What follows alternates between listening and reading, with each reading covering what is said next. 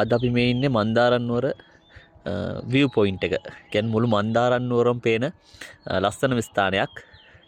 ඉස්සර හැමතැනම මෙහෙම බලවන් දියඇලි ජලපාරවල් දැකපු අපිට මේ වෙනකොට තවත් අලුත් දේවල් දකින්න පුළුවන් වෙලා තියෙනවා ගිය වර්ෂාවෙන් පස්සේ. මේ හැමතැනම බැලුවොත් ඔය සුදු පාට පේන්න තියෙන්නේ. ගිය වර්ෂාවත් එක්ක නාය ගියපු ස්ථානය.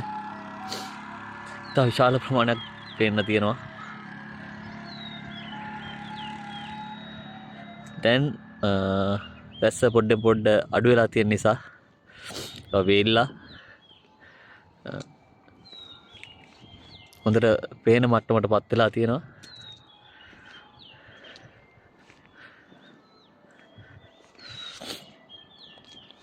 ඒ තියෙන්නේ ඒ නායකගේ ස්ථාන.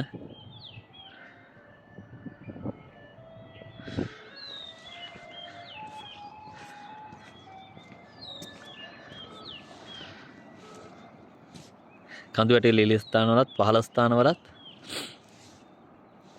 තව විශාල වශයෙන් නාය ගිහිල්ලා තිබ්බා.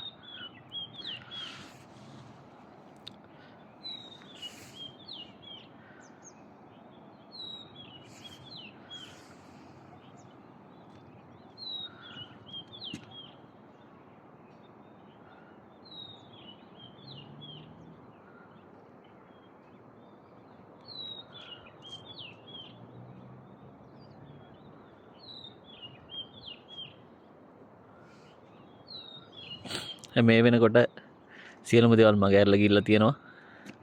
නැවතත් මන්දාරම් නුවර ඉස්සර තිබ්බ මට්ටමටම ඉක්මනින්පත් වෙනවා කියලා අපිට පේන්න තියෙනවා.